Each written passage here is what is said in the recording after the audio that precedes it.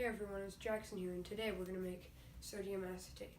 So first we need 1 liter of vinegar. Now the recipe calls for 500 milliliters of vinegar, but I decided to do a little more. So I'm going to pour the vinegar into our big pot, just dump it right in. And then the recipe calls for 7 tablespoons of baking soda per 500 milliliters. So that's 14 tablespoons, so teaspoons.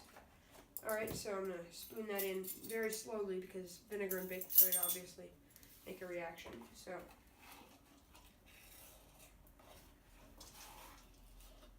here's one.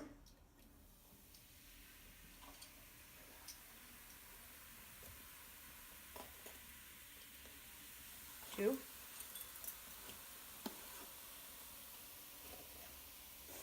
3, 13, and 14. Alright, so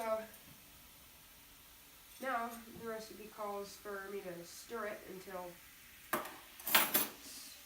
the baking soda is dissolved, so I'm going to find my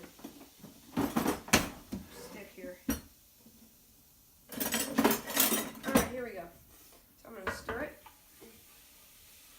till all the baking soda is dissolved, and then we're going to put it on the stove and set it to boil till a film appears upon the surface.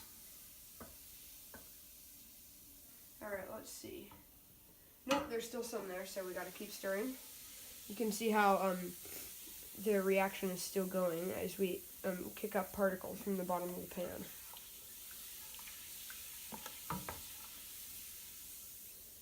Nope, there's still some left. Gotta keep going. Almost there.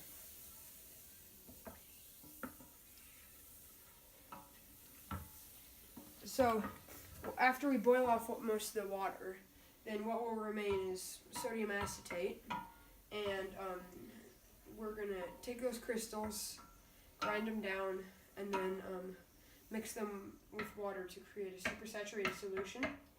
Now, this solution can have some very nice effects. One thing you can do with it is you take it and you pour it, and once it hits itself, then it freezes in place, so you can make these really cool towers. So I'm going to start it boiling, and I'll be back in a minute. Alright, so what's happening, the vinegar is boiling right now, and almost boiling. And what's happening here, so the vinegar is acetic acid, and the baking soda is sodium bicarbonate. So, the acetic acid combines with the sodium to form sodium acetate, and then the bicarbonate, which is 2 carbons, combines with oxygen to form carbon dioxide. So that's what's happening here. See you back once the boiling's done.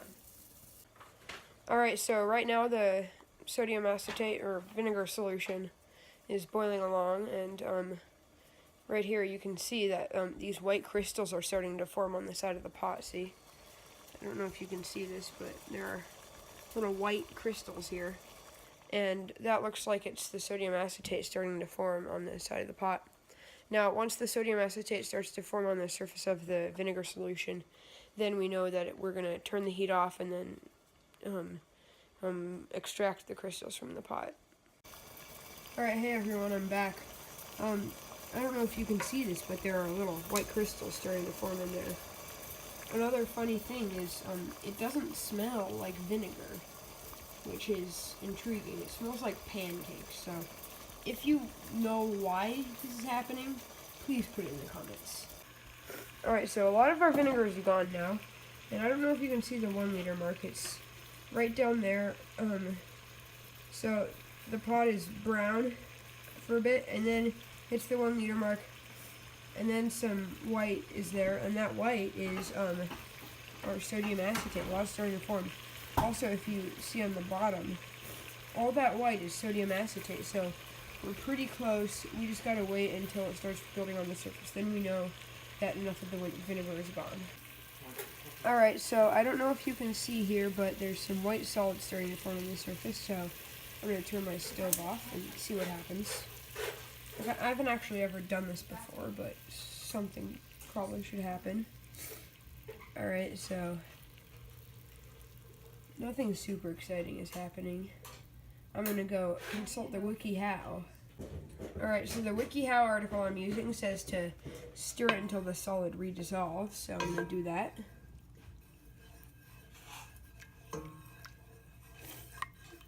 I might have let it boil for a bit too long.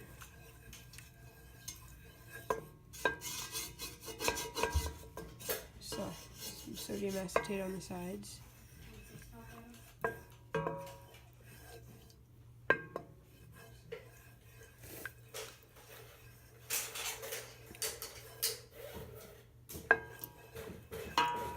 Alright, so that's dissolved.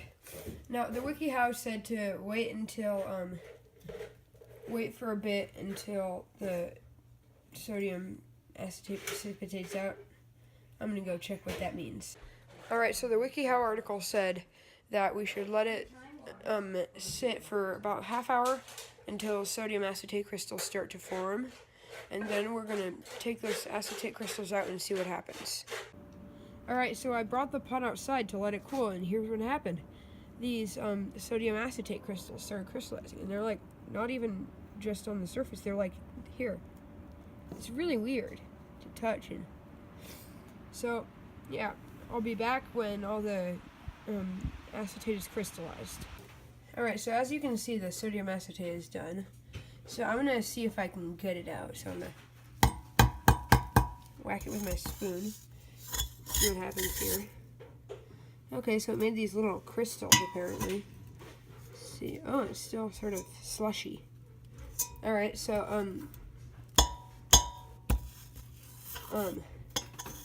let's see, I'm gonna take these slush crystals and stick them in my Ziploc bag here. Alright, so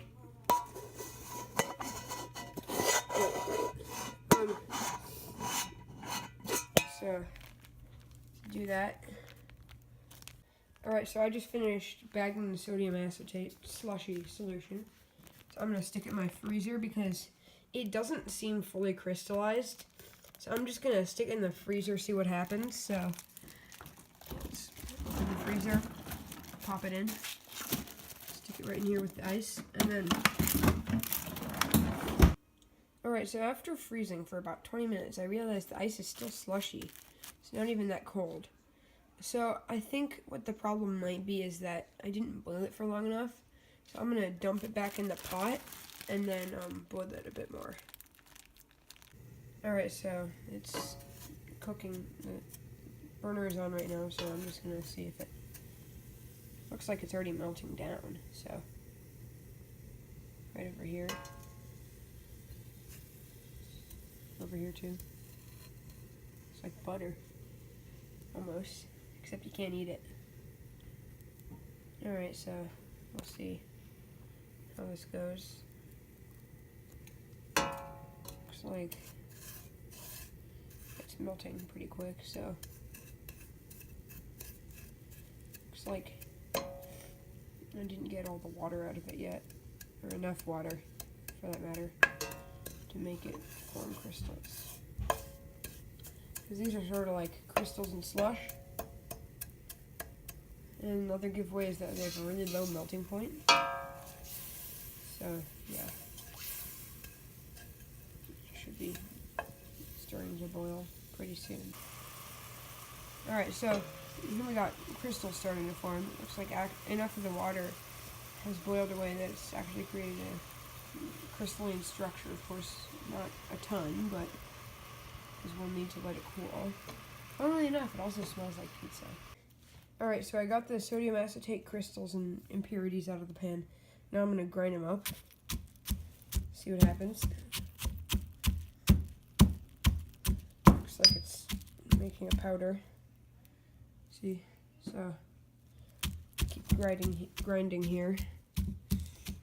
And then I'm going to hopefully make a saturated solution with water. And I can make really cool towers and stuff. So, I'll see you when I do. Alright, so now, according to Theodore Gray's Mad Science, I'm supposed to pour the dry flakes in a pot of near boiling water until no more will dissolve. So I'm gonna light the stove up and start that. See you in a minute. Alright, so this water is almost boiling, so I'm gonna pour my acetate now. See what happens. Ooh, interesting. So I'm gonna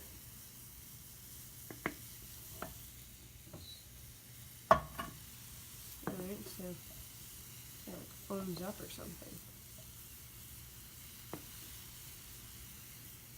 This is interesting. Let's pour some more in and see what happens.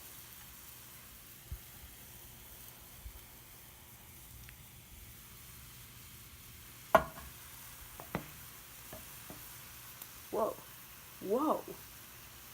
Oh, right. What? Oh, it's about to bubble over. I just realized that sodium acetate is also a major ingredient in hand warmers, so that might be why it's reacting so vigorously with the water. That or I've done something wrong.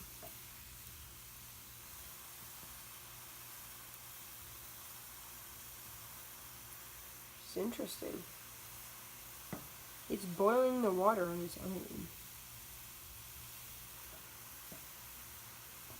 Very interesting. If anybody agrees or disagrees with my theory about how sodium acetate is primary ingredient in hand warmers, therefore it's boiling the water, and would like to put evidence out there, please do it in the comments so I can see maybe why this is happening. So I'll see you back if the reaction calms down. Okay, so watch what happens when I turn the heat off. It very quickly cools down, and if I pour more acetate in, oopsie, and mix it in, then it doesn't really do anything. But if I turn the stove back on, then so I pour some more in, then starts going a bit harder. So it looks as though sodium acetate is activated by heat, and it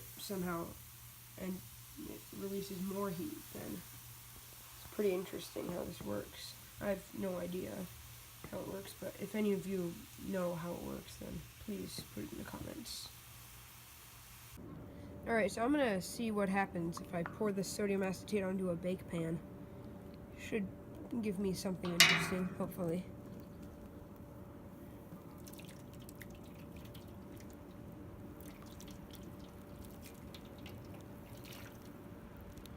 Alright, that wasn't interesting. I probably did something wrong here. So, if you know what I did wrong at any time in the video, please post it in the comments, and don't forget to subscribe. Thank you. Oh yeah, one last thing. If you do try this at home, please do, by the way, please send me your results via email at joltlaboratories@gmail.com. I'll post it in the comments. Thank you.